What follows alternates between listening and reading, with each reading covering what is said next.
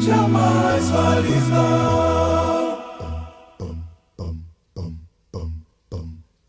Tua língua pode mudar. Bom dia aos irmãos, aos que estão assistindo o programa Rádio Escola da Bíblia. Hoje nós vamos à lição 2, Como Estudar a Bíblia, do curso Deixa a Bíblia Falar. Na lição 1, na semana passada, nós vimos que a Bíblia é a palavra de Deus. Ela foi escrita por servos de Deus, inspirados pelo Espírito Santo de Deus. Nós vimos que a Bíblia tem sua autoridade por ser ela a única fonte que tem a vontade de Deus para toda a sua criação.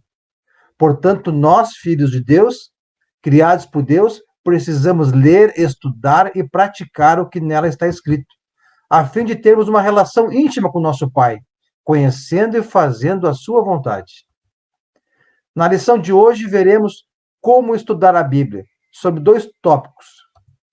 Quais são os princípios importantes ao estudar a Bíblia e como interpretar e estudar a Bíblia corretamente.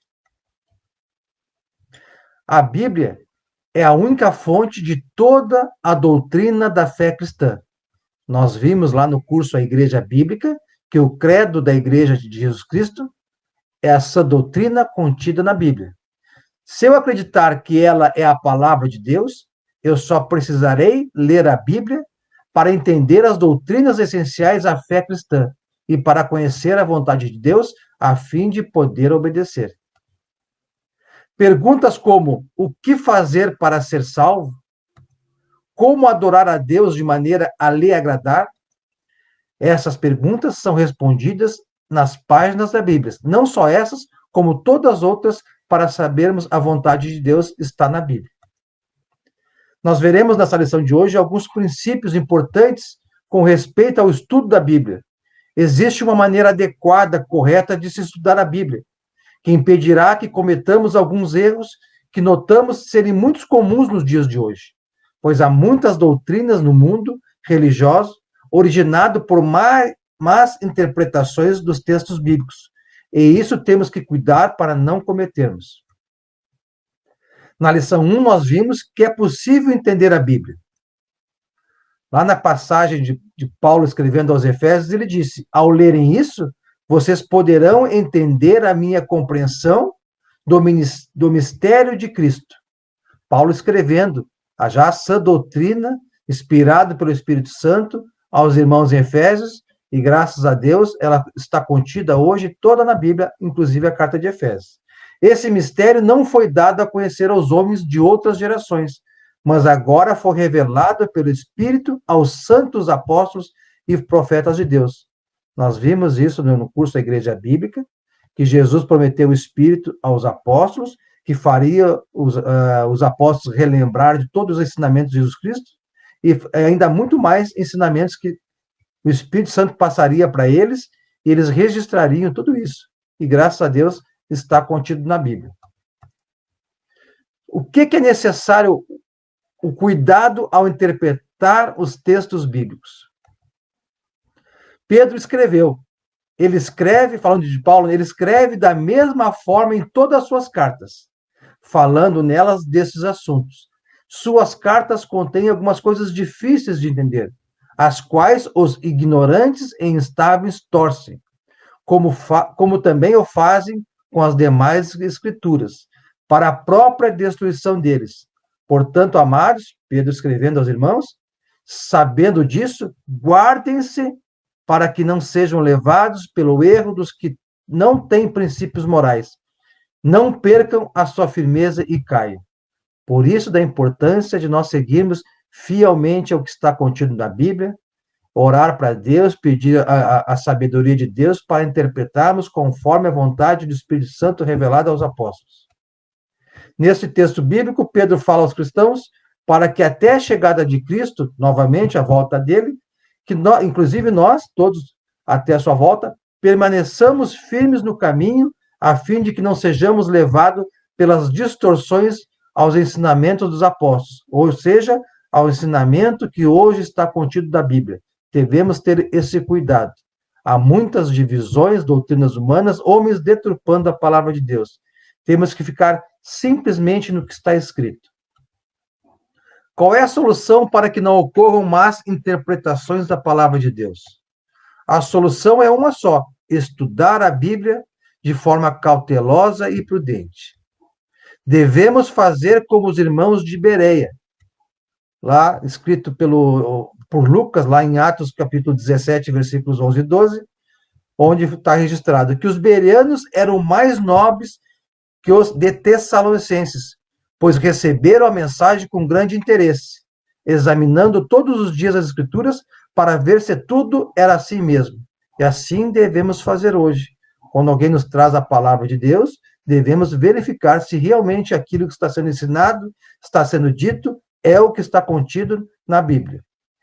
E creram muitos dentre os judeus, bem como dentre os gregos, um bom número de mulheres de elevada posição e não poucos homens. Ou seja, os irmãos de Bereia realmente confrontavam tudo aquilo que Paulo, os apóstolos, estavam ensinando, se era o que era contido nas Escrituras. Nós temos que ler, examinar e estudar as Escrituras. Alguns, por não lerem e estudarem a Bíblia, aceitam o que os homens dizem como verdade contida na Bíblia. O correto é sempre verificar se de fato o que está sendo dito está contido na Bíblia, assim como fizeram os irmãos em Beré. Os apóstolos não acharam a atitude dos bereanos uma falta de educação ou falta de princípios, nem se sentiram ofendidos ao examinarem à luz das Escrituras o que falavam. Pelo contrário, os apóstolos elogiaram aquela atitude e consideraram um ato de nobreza. A palavra de Deus é como uma espada afiada. O autor da carta de Hebreus nos deixou registrado nesse sentido, falando que, pois a palavra de Deus é viva e eficaz, e mais afiada que qualquer espada de dois gumes. Ela penetra até o ponto de dividir a alma e o espírito, juntas e medulas, e julga os pensamentos e intenções do coração. Olha o poder da palavra de Deus. Paulo aconselhou a Timóteo também a conhecer bem a palavra de Deus. E esse conselho está registrado na Bíblia e serve para todos os filhos de Deus, os membros da Igreja de Cristo. Procure-se apresentar-se a Deus aprovado, como obreiro que não tem do que se envergonhar, que maneja corretamente a palavra de Deus. E só faremos isso, manejar corretamente a palavra de Deus, estudando, lendo, meditando e praticando. Um exemplo, o que aconteceria se uma criança pequena tivesse acesso a uma faca afiada? Poderia se cortar, um acidente poderia acontecer. Se a Bíblia, como vimos na passagem que lemos há pouco, é uma espada afiada, a palavra de Deus, e se nós não manejarmos bem essa palavra de Deus, nós podemos causar sérios danos a nós mesmos e também aos outros. Ou seja, se nós não interpretarmos corretamente, se nós não orarmos a Deus, pedimos sabedoria, se nós não tivermos humildade para aprender. Por isso, o apóstolo Paulo exortou ao jovem Timóteo a manejar corretamente a palavra da verdade. É bom ter uma Bíblia, é importante ler a Bíblia, mas mais importante ainda é manejá-la bem. Por que seria mais importante manejar bem a Bíblia? Qual a necessidade que existe desse manejo adequado, desse manejo correto? Há uma distância de cerca de 2.000 anos entre nós hoje e o período que a Bíblia foi escrita. A cultura era diferente, ela foi escrita em outra língua. Por isso é que são necessários certos cuidados no processo de interpretação da Bíblia. Às vezes, precisamos fazer pesquisas para descobrir qual o sentido original de um versículo ou texto que está sendo estudado. Eu, particularmente, uso o manual bíblico, 2 manuais bíblicos, sempre que me ajudam na interpretação do estudo da Bíblia. Como fazemos isso na prática? Existem alguns princípios que o ajudarão a estudar a Bíblia corretamente e o impedirão de torcer os ensinamentos bíblicos. Quais os princípios importantes no manuseio da Bíblia? Veremos aqui alguns agora. Ao manusear a Bíblia, devemos observar os princípios para a melhor compreensão da palavra de Deus, tais como Temos que ter uma atitude humilde e sermos abertos para aprender com Deus através do que está contido na Bíblia.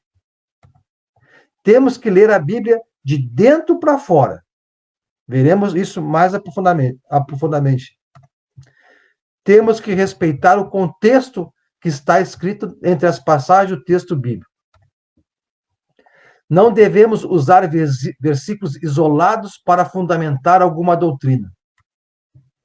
Não devemos confiar nos homens, e sim no que está contido na Bíblia.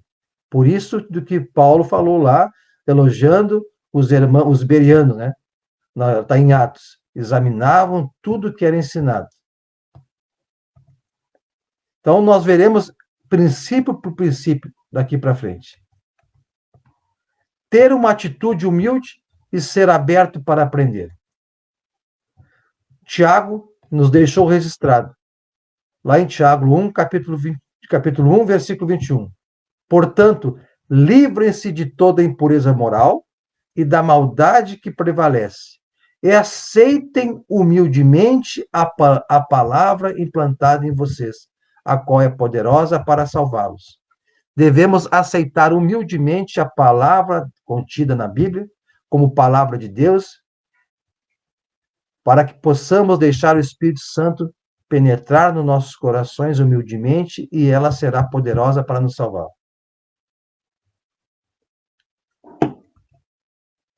A Bíblia não é como um cardápio onde você escolhe apenas aquilo que lhe agrada e descarta ou rejeita as coisas que não lhe agradam.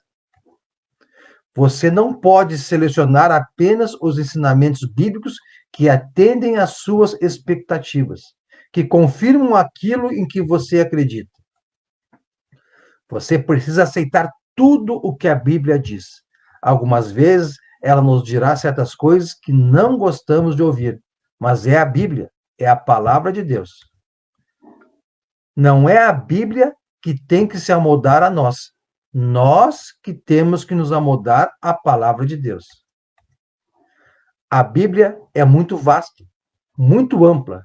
É muito mais que o Salmo 23, onde a maioria das pessoas tem decor. É muito mais que o Salmo 91, onde a grande maioria também tem um decor. É muito mais do que isso. Temos visto, muitas vezes em diversos lares, Bíblias abertas na estante no Salmo 23 ou no Salmo 91.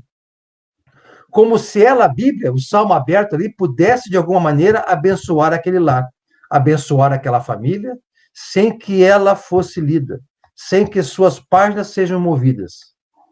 A bênção, de fato, que provém através da Bíblia, depende da sua leitura cuidadosa, da sua leitura adequada e de seu estudo constante, e da prática daquilo que ela ensina. Esse foi o princípio 1. A humildade para aprender e buscar o conhecimento da palavra de Deus, estudando e lendo a Bíblia constantemente. Princípio 2 é lermos a Bíblia de dentro para fora. Temos que ler a Bíblia de dentro para fora e não o inverso, de fora para dentro. O que significa ler a Bíblia de dentro para fora? Devemos abrir mão das nossas próprias ideias para entender aquilo que Deus quer nos ensinar através da Bíblia Sagrada. Quando lermos a Bíblia, temos que ter em mente e humildade que é Deus falando conosco e não nós ali querendo falar com Deus. Não use a Bíblia para achar provas para o que você pensa. Sempre tenha uma mente aberta e deixe a Bíblia lhe ensinar em que acreditar e como acreditar. Isso também está relacionado ao princípio da humildade. Quando nos aproximamos da Bíblia, cheio de ideias externas, expectativas, conceitos, e procuramos a Bíblia para encontrar textos que comprovem que nós temos pensado corretamente acerca daquilo que cremos, estamos lendo a Bíblia de fora para dentro, tentando de alguma maneira forçar nossas ideias e preconcepções ao texto. Não é assim que devemos ler a Bíblia. Portanto, devemos nos aproximarmos da Bíblia vazio para nos enchermos dela, com humildade, aprendendo tudo o que nela está contido. Vamos para o terceiro princípio, que é respeitar o contexto. Existem dois tipos de contexto. O escriturário, que é o estilo do texto em poesia, ou epístola, ou parábola, ou comparação, ou linguagem figurada. Existe o histórico e cultural, são circunstâncias e cultura dos destinatários, na época em que elas foram escritas. Então, estudar os versículos em seu próprio contexto é um princípio básico e talvez mais importante para a interpretação acertada das Escrituras. Tentar entender como foi escrito, por que foi escrito, a circunstância da época e transportar os ensinamentos para os nossos dias de hoje. O contexto inclui o que estava escrito antes do versículo que estamos lendo e o que está escrito depois. Ler o contexto dá o sentido ao versículo. Vamos a um exemplo. O que acontece quando tentamos entender uma conversa que pegamos pela metade? Nossas conclusões poderiam ser equivocadas. Mas se escutamos a conversa do início ao fim, teremos plenas condições de fazer uma interpretação acertada do assunto da conversa. Se alguém disser, meu filho José é muito levado, o que isso pode significar? Pode significar que José não está indo bem na escola. Pode significar que José não cuida bem dos seus brinquedos. Pode significar que José usa drogas. Pode significar que José está preso. Pode significar tudo isso. Mas e se nós dissermos que José tem apenas 2 anos? Já entrou um contexto. Isso muda a nossa compreensão da frase. Ainda dentro do princípio de compreender o contexto, quando estiver lendo um texto bíblico, faça as perguntas certas, tais como: quem disse aquilo que estamos lendo?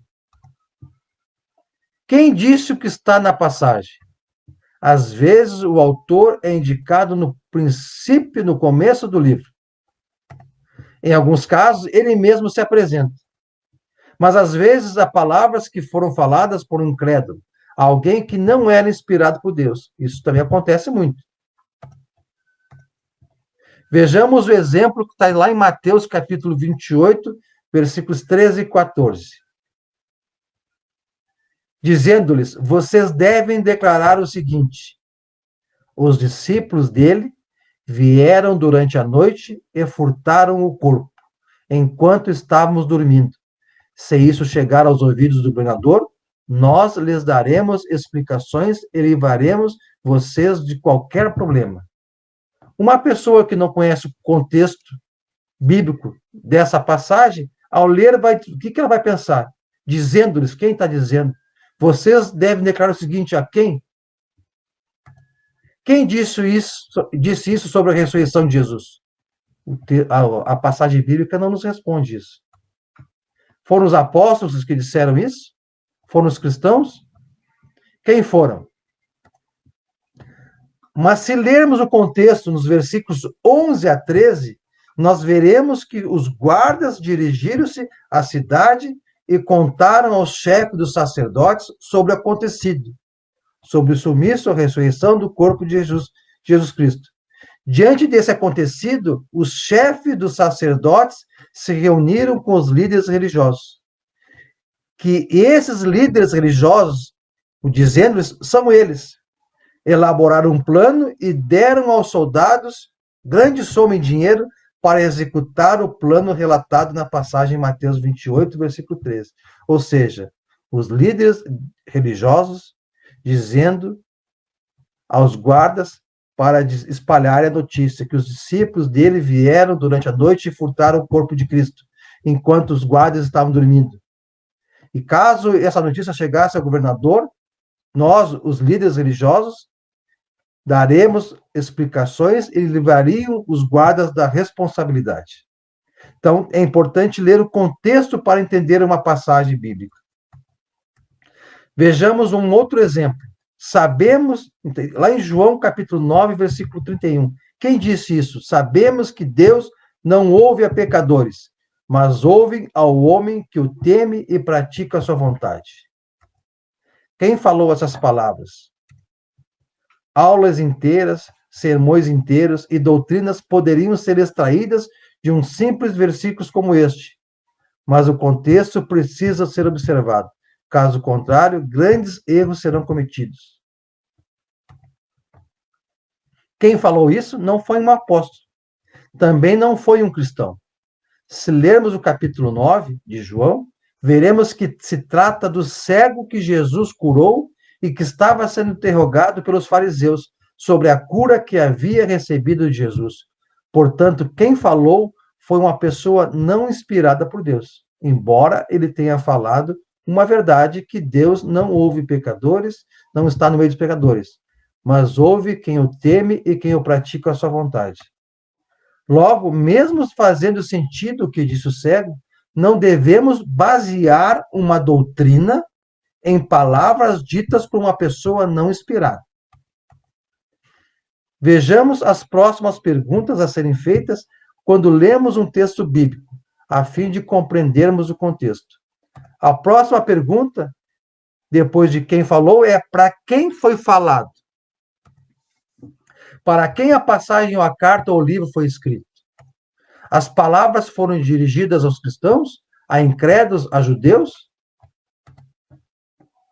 Antes do para quem, vou citar um exemplo aqui. O livro de Apocalipse, as revelações de Jesus ao apóstolo João, que escreveu às 7 igrejas locais, igrejas de Cristo, toda a carta das revelações de Jesus para aqueles cristãos fiéis, para que permanecessem fiéis a Jesus Cristo até a morte, que herdariam o reino dos céus. E isto foi escrito para quem? Para os irmãos, e serve hoje para nós, para motivação, exortação, para permanecermos como aqueles irmãos fiéis em Cristo até o retorno da sua volta, onde resgatará a sua igreja. A terceira pergunta é por que foi escrito? Por que foi escrito aquele texto, aquela passagem, aquela carta? Devemos verificar por que motivo o texto foi escrito. Dei o exemplo aqui de Apocalipse. Às vezes é explicado nos primeiros versículos do livro. Outras vezes temos que ler todo o livro. O que motivou aquele apóstolo, profeta ou cristão a escrever o que escreveu ou a falar o que falou? Relembrando que toda a carta, todo o texto bíblico foi escrito por servos inspirados pelo Espírito Santo, ou seja, Deus falando com servos e esses registrando tudo para que tenhamos hoje, temos a revelação completa de Deus para a sua criação em busca da salvação. Às vezes é uma pergunta que está sendo respondida. Tudo precisa ser analisado cautelosamente e calmamente. As circunstâncias do contexto podem afetar o significado. Um texto que poderia ser mal interpretado é o texto abaixo. Vamos ver esse exemplo aqui, então. Aqui Jesus falando e está registrado lá em Mateus capítulo 10, versículos 34 e 35. Olha o que Jesus falou, se uma pessoa que não conhece o contexto ler isso. Não pensem que vim trazer paz à terra. Jesus dizendo isso. Não vim trazer paz, mas espada. Pois eu vim para fazer que o homem fique contra o seu pai, a filha contra a sua mãe e a nora contra a sua sogra. Já pensou um incrédulo lendo essa passagem? Pô, Jesus disse isso. Mas Jesus não veio trazer paz, mas espada, ele diria, né? Mas Jesus não pregou a paz, a conciliação entre os homens? Jesus não pregou o amor? Como explicar esse versículo ao incrédulo? Mais uma vez, a importância de estudar o contexto. Temos que entender o que está se passando para entender o sentido original daquelas palavras, daquele texto em estudo que nós estamos lendo. Nessa passagem de Mateus, capítulo 10, versículos 34 e 35, Jesus se refere ao conflito que haveria de se dar entre aqueles que o seguimos e pessoas da nossa própria família que se oporiam a eles. E essa passagem foi escrita lá, foi ensinada por Jesus, e ela é muito usada e ensinada hoje, e acontece muito. Conheço muitos irmãos que, infelizmente, têm essa perseguição dentro da família, dentro do seu seio familiar, dos seus parentes e amigos.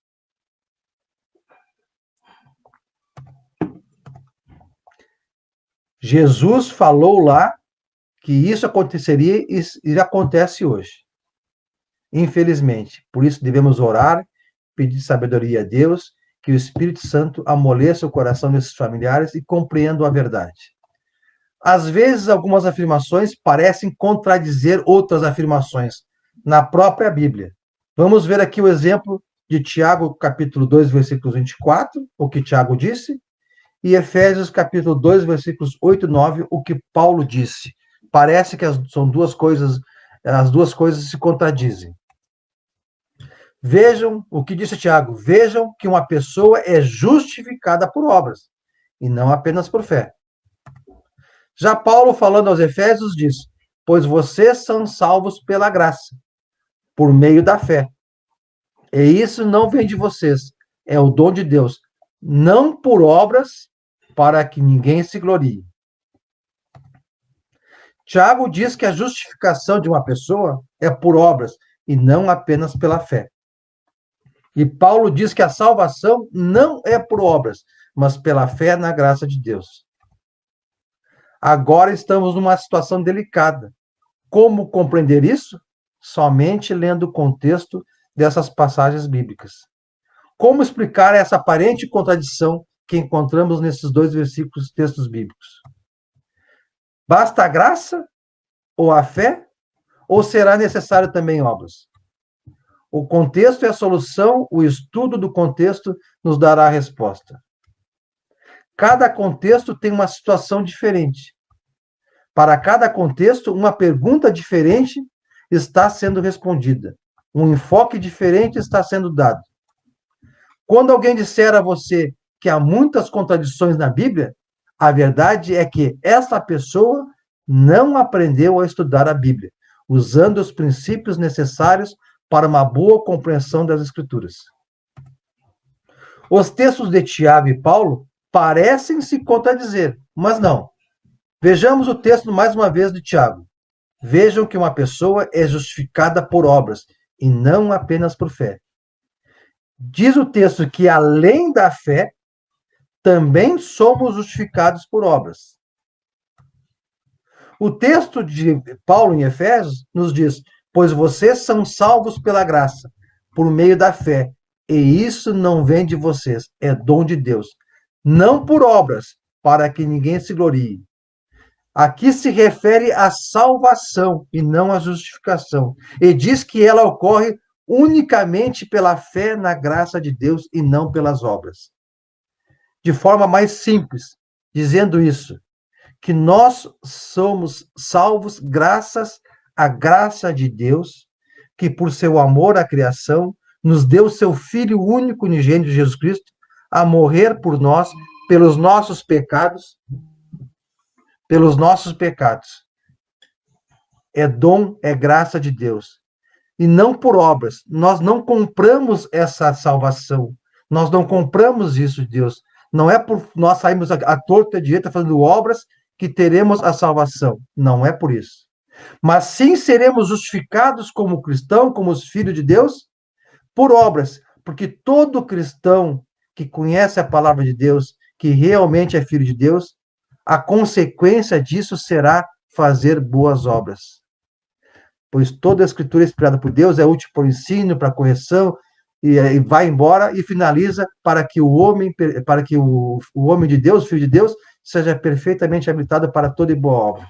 Isso é consequência, essa é a justificação. Veremos que realmente uma pessoa é cristão, é parte da igreja, é parte do corpo de Cristo, quando ela faz boas obras. Isso é consequência. Mas a salvação dela não é pelas obras, e sim pela graça de Deus. Então, explicando melhor, as obras não nos salvam, mas quando somos salvos, elas nos justificam quando são obras de fé. A próxima pergunta a ser feita quando lemos um texto bíblico, para compreender melhor o contexto, é: quando foi escrito aquilo? Quando foi escrito ou quando ocorreu o evento que está sendo relatado? Foi escrito antes ou depois do nascimento de Cristo? Está no Novo ou no Velho Testamento? Foi escrito antes ou depois de entrar em vigor a nova aliança? Sobre a nova aliança será a nossa próxima lição. Veremos a diferença entre a nova e a velha aliança. Sem a compreensão correta desses fatores, também podemos chegar a conclusões inadequadas e equivocadas acerca dos ensinamentos bíblicos. O contexto, então, é fundamental para a compreensão dos textos bíblicos. Existe também o contexto histórico-cultural, que pode influir muito na aplicação das verdades bíblicas nos dias de hoje. Vejamos o exemplo do ato de lavar os pés. Contexto histórico-cultural, entramos aqui agora. Lá em João capítulo 13, versículos 1 a 17, está esse evento cultural da época. Um pouco antes da festa da Páscoa, sabendo Jesus que havia chegado o tempo em que deixaria este mundo e iria para o Pai, tendo amado os seus que estavam no mundo, amou-os até o fim. Estava sendo servido o jantar, e o diabo havia induzido Judas Iscariotes, o filho de Simão, a trair Jesus. Jesus sabia que o Pai havia colocado todas as coisas debaixo de seu poder, e que viera de Deus e que estava voltando para Deus. Assim, Jesus levantou-se da mesa, tirou sua capa e colocou uma toalha em volta da cintura. Depois disso, derramou água numa bacia e começou a lavar os pés dos seus discípulos, enxugando-os com a toalha que estava em sua cintura. Chegou-se a Simão Pedro, que lhe disse: Senhor, vais lavar os meus pés? Respondeu Jesus: Você não compreende agora o que estou fazendo. Mais tarde, porém, entenderá. Jesus lavou os pés dos discípulos e ordenou que eles fizessem o mesmo. Algumas pessoas tomam este ensinamento por literal, esquecem a questão cultural, histórica, e dizem que literalmente devemos hoje praticar uma espécie de cerimonial chamado lava-pés. Por isso, da importância de conhecer o contexto histórico, o cultural, para compreendermos o significado do porquê aquela passagem, aquela revelação de Deus, inspirada pelo Espírito Santo, está registrada. Mas pensando na cultura da época, você concluirá que na ocasião lavar os pés era algo que se fazia comumente em função de não usarem calçados fechados, e sim sandálias abertas com correias. Não havia também calçamento nas ruas, assim os pés ficavam muito sujos. E então lavavam os pés antes das refeições e até ao entrarem em uma casa.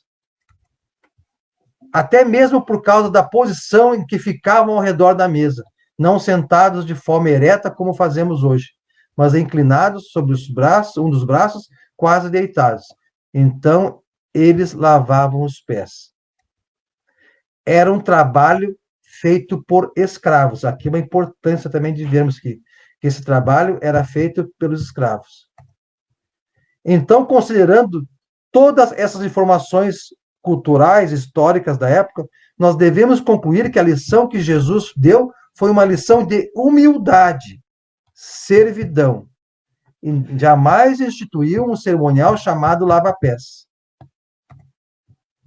Nós vimos no curso A Igreja Bíblica que os membros do corpo de Cristo, todos são iguais perante Deus, perante os irmãos, todos são servos, não existe hierarquia, existem funções, e esse exemplo de humildade de Jesus aqui é um exemplo que ele deixou registrado para todos os membros da Igreja de Cristo.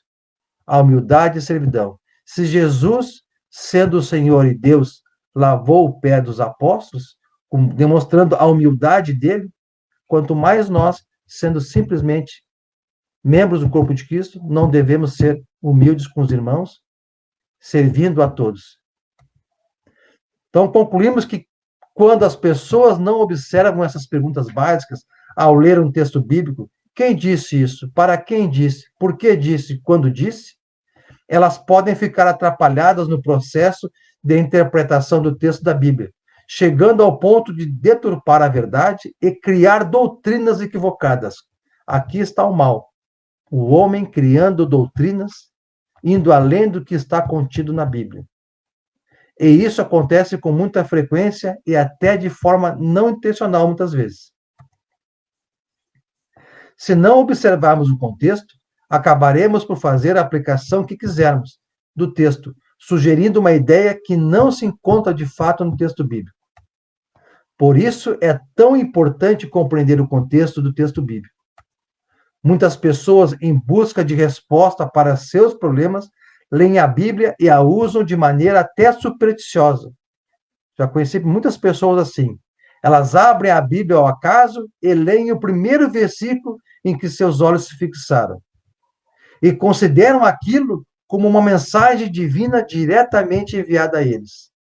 Como se eu abrisse a Bíblia, lesse uma passagem e dissesse: Deus falou comigo isso hoje, sem ler o contexto, sem estudar nada. Esta prática ignora o contexto. Portanto, é um erro que faz com que as pessoas cheguem à conclusão equivocada da palavra de Deus. Na Bíblia não existe apenas um versículo só para mim. Todos os versículos, tudo que contém dentro da Bíblia, todos são Deus falando comigo e com você. Todos são importantes lermos e sabermos, não um isolado. Vimos até aqui 3 princípios que nos facilitarão uma melhor compreensão do que a Bíblia diz. Nós vimos que temos que ter uma atitude humilde e sermos abertos para sempre aprendermos com Deus, lendo e estudando a Bíblia. Ler a Bíblia de dentro para fora, jamais de fora para dentro. Ler tudo na Bíblia. Respeitar o contexto bíblico, tudo que tem na passagem, no texto, todo o contexto histórico, fazer as perguntas. Vamos ao penúltimo princípio ao estudarmos a Bíblia. Não usar versículos isolados para fundamentar alguma doutrina. Acabamos de falar há pouco, do princípio de respeitar o contexto, e esse princípio de não usar versículos isolados está ligado à questão de respeitar o contexto. É necessário ler todos os versículos existentes sobre o assunto que está sendo alvo de estudo ou pesquisa, a fim de obtermos a compreensão correta sobre o tema. Vejamos o exemplo do versículo abaixo. Em Mateus capítulos 26, versículo 51. Um dos que estavam com Jesus, estendendo a mão, puxou a espada e feriu o servo do sumo sacerdote, decepando-lhe a orelha. Eu não posso usar esse versículo isolado para fundamentar alguma doutrina. Eu tenho que entender o contexto todo. Aqui nós poderíamos fazer algumas perguntas, cujas respostas não estão nessa passagem bíblica. Vamos novamente aqui a passagem. Quem estava com Jesus que puxou a espada e feriu o servo do sumo sacerdote? Um dos que estavam com Jesus, quem? Feriu o servo do sumo sacerdote. Qual orelha do servo do sumo sacerdote foi decepada? Qual o nome do servo do sumo sacerdote que teve a orelha decepada? O bom é que este não é o único texto bíblico que aborda este acontecimento. E isso acontece na Bíblia. Existem vários livros que abordam o mesmo acontecimento, por isso da importância de estudar todos os textos bíblicos que abordam certo fato, acontecimento, certo ensinamento, para que tenhamos uma melhor compreensão da vontade de Deus ao fazer aquela revelação aos seus servos. Se lermos os outros textos que abordaram este mesmo evento, nós teremos as informações adicionais e teremos a compreensão completa do que aconteceu. Vejamos a passagem descrita em Lucas. O mesmo fato está descrito assim. E um deles feriu o servo do sumo sacerdote e cortou-lhe a orelha direita. Então já sabemos que a orelha cortada foi a orelha direita. Se nós lermos o mesmo fato descrito no Evangelho de João, vai nos dizer: Simão Pedro, que trazia uma espada, tirou-a e feriu o servo do sumo sacerdote, decepando-lhe a orelha direita. O nome daquele servo era Malco. Aqui nessa passagem temos as informações de que o apóstolo Pedro é que estava com Jesus e que ele feriu o servo do sumo sacerdote Malco e que teve sua orelha direita decepada. Então, para termos todas as informações exatas de um fato, não foi suficiente apenas ler um texto de Lucas. Precisamos, então, ler Mateus, ler João. Os 3 textos bíblicos nos dão o completo esclarecimento do fato histórico acontecido. Assim acontece ao estudarmos e lermos a Bíblia. E aí aqui está um processo progressivo de junção de informações que nós temos condições de ter uma visão mais correta sobre o evento. Ao lermos Mateus, Lucas e João, nós temos todas as informações exatas do fato acontecido. Outra coisa importante que Jesus mostrou é que não devemos tirar de uma passagem da Escritura uma conclusão que viole ou faça violar outra passagem.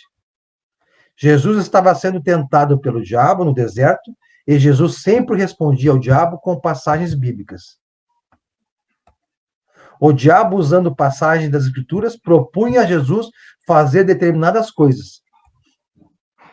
O diabo também conhece as Escrituras. E nós precisamos conhecê-la ainda mais para dele nos proteger. Porque ele pode usar pessoas com falsas doutrinas que interpretam de forma equivocada a palavra de Deus para nos fazer desviar do caminho correto, ou seja, da sã doutrina a qual devemos seguir. Isso é aquilo que nós falamos lá no começo da lição de hoje. Os irmãos iberianos estavam lá vendo se Paulo, os apóstolos estavam ensinando lá, se eles não estavam desviando das Escrituras. E assim o diabo conhece. O diabo pode usar pessoas com mais interpretações e nos ensinar coisas erradas. Veja como o diabo tentou contra Jesus no deserto e qual foi a resposta de Jesus.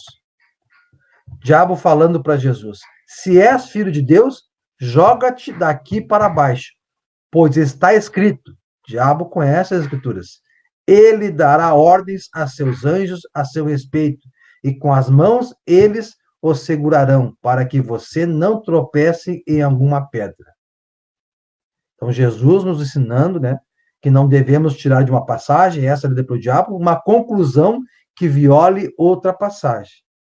Se Jesus fizesse isso, se nós fizermos isso, nós estaremos violando outra passagem e Jesus lançou de mão de outra passagem aqui. Jesus respondeu: também está escrito, diabo, não ponha o Senhor, o teu Deus, não ponha à prova o Senhor, o seu Deus.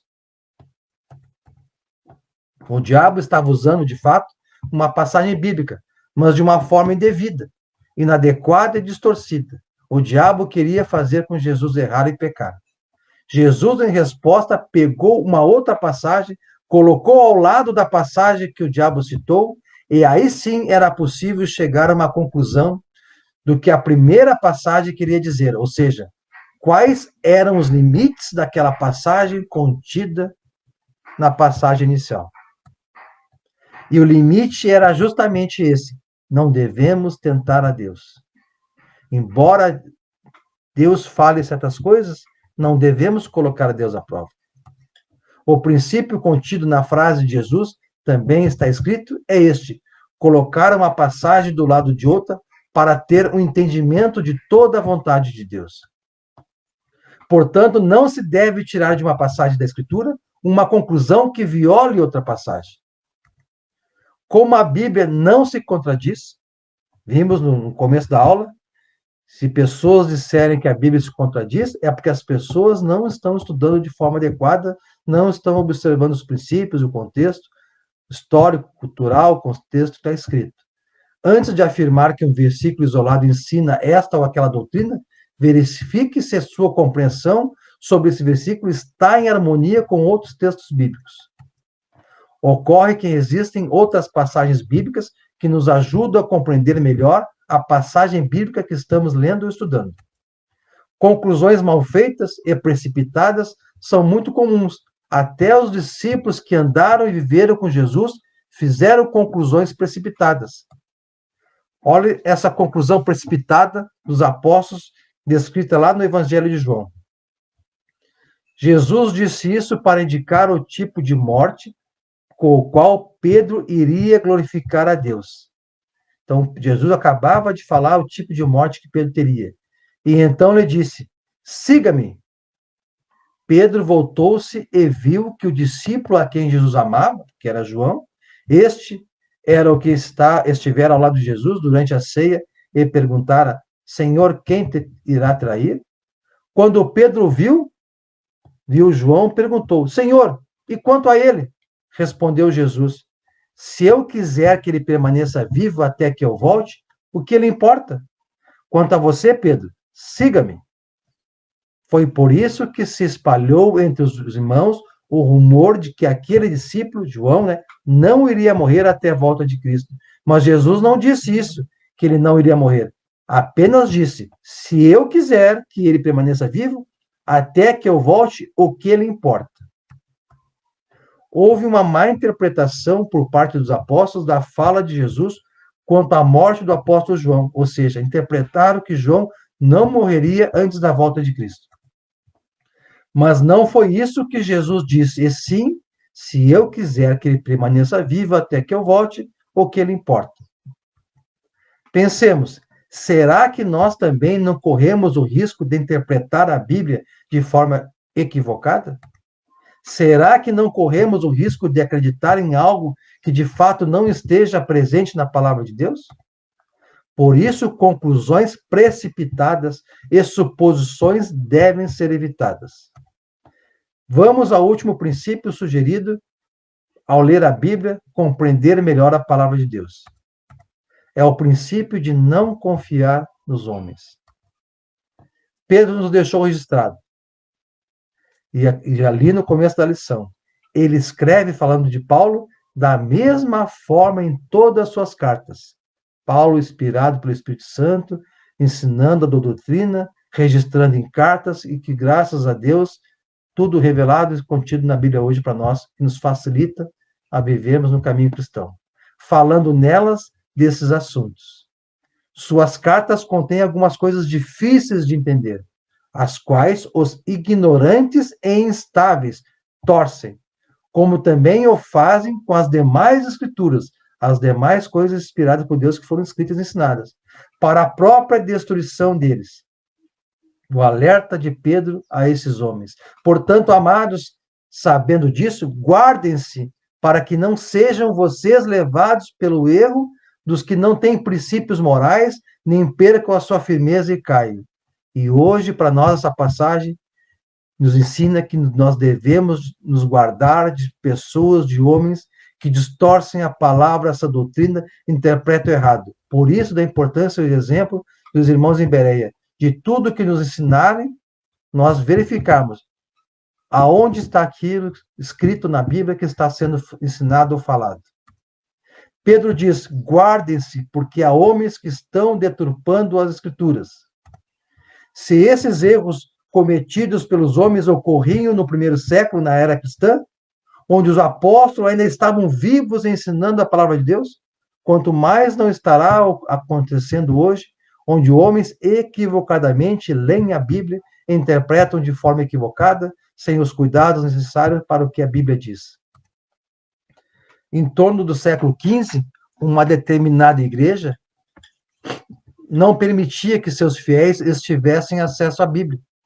Portanto, era ela que dizia aos homens no que deveriam acreditar. E os homens não podiam confrontar para ver se aquilo que diziam era verdade, como faziam os berianos. Essa igreja, só as autoridades delas lá é que ditavam as normas e as leis e pregavam a palavra. E nós aprendemos no curso da Igreja Bíblica que a Igreja de Cristo não tem autoridades, não tem somente servidão e função, não há cargos. Cristo é o cabeça e todos os membros, todos os integrantes do corpo de Cristo, da Igreja de Cristo, são iguais. E todos devem servir uns aos outros e a Deus. A reforma protestante que ocorreu em torno do século XVI trouxe uma proposta de livre exame. Vendo que isso estava errado com essa igreja, eles ditando as normas, proibindo as pessoas de lerem a Bíblia, a reforma protestante ela trouxe essa proposta do livre exame. Essa proposta dizia que se a Bíblia é a palavra de Deus escrita para a instrução e encorajamento do povo de Deus, então todo cristão tem o direito e o dever de lê-la e estudá-la por si mesmo. Mas a proposta do livre exame não deve significar livre interpretação, meramente pessoal, subjetiva, aleatória, que ignore os princípios sensatos que norteiam o estudo bíblico. Devemos ter sim o livre exame, mas com a interpretação coerente com o que a Bíblia diz. Não confie sua salvação a outros homens. Não tenha uma fé cega. Precisamos fundamentar nossa fé e prática única exclusivamente nos ensinos contidos na Bíblia. Olhem em que está fundamentada a Igreja de Cristo. Paulo falando na carta aos Efésios. Edificados sobre o fundamento dos apóstolos e dos profetas, tendo Jesus Cristo como pedra angular. Deus nos deixou, graças à sua bondade, amor e carinho, tudo registrado na Bíblia. Homens, servos de Deus, inspirados pelo Espírito Santo, escreveram. E o Novo Testamento, que na próxima lição aprenderemos a diferença, o Novo Testamento, a nova aliança, ela foi fundamentada em Cristo, o alicerce, os evangelhos de Cristo, com o seu ministério, depois veio a igreja, os apóstolos recebendo o Espírito Santo, que inspiraram os apóstolos e nos deixaram tudo registrado da vontade de Deus para a sua criação. A igreja, a família de Deus, está fundamentada naquilo que ensinaram os apóstolos e profetas no Novo Testamento. Portanto, irmãos, deixe a Bíblia falar. A Bíblia precisa ser lida e estudada. Faça sempre as seguintes perguntas diante de alguma afirmação ou ensino atribuído à Bíblia. Quem disse isso? Jesus disse? A Bíblia diz? Ou um líder religioso ou um profeta moderno disse? Onde está escrito isso? É isso mesmo que está escrito? Ou essa é a interpretação da pessoa que está ensinando? Conclusão da lição de hoje, irmãos. Nós vimos que a Bíblia é a única fonte de toda a autoridade da fé cristã. Não existe outro livro nem outra fonte confiável.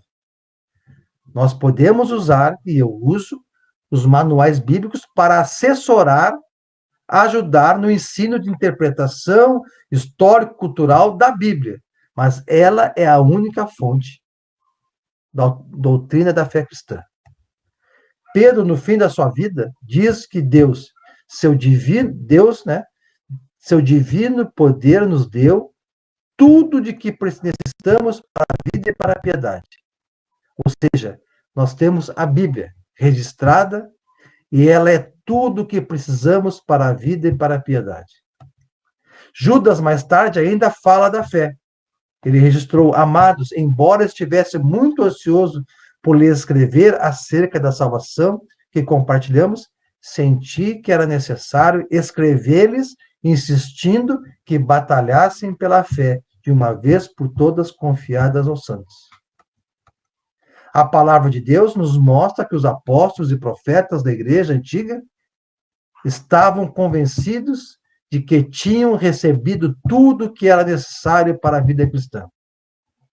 Hoje não falta nada aos cristãos para seguir a Cristo, pois tudo está registrado no Novo Testamento. Deus não irá compor uma nova Bíblia. O autor da carta de Hebreus escreveu: há muito tempo Deus falou muitas vezes e de várias maneiras aos nossos antepassados, por meio dos profetas, mas nesses últimos dias falou-nos por meio de seu Filho, Jesus Cristo, a quem constituiu o herdeiro de todas as coisas e por meio de quem fez o universo. E nem haverá novas revelações alterando o que está escrito. Paulo escreveu aos Gálatas, dizendo: mas ainda que nós, ou um anjo dos céus, pregue um evangelho diferente daquele que lhes pregamos, que seja amaldiçoado. Como já dissemos, agora repito, se alguém lhes anuncia o evangelho diferente daquele que já receberam, que seja amaldiçoado. Deus deixa registrado uma advertência, uma séria advertência a nós hoje. Está lá em Provérbios, capítulo 30, versículo 5 e 6. Cada palavra de Deus é comprovadamente pura. Ele é um escudo para quem nele se refugia. Nada acrescente às palavras dele. Do contrário, ele o repreenderá e mostrará que você é mentiroso. Devemos seguir fielmente o contido na Bíblia, sem acrescentar nada, sem retirar nada, e interpretar corretamente como a vontade de Deus e o Espírito Santo revelou aos apóstolos e aos seus servos. Portanto, irmãos, deixemos a Bíblia falar. Deus abençoe a todos. Dizes coisas degradantes quando não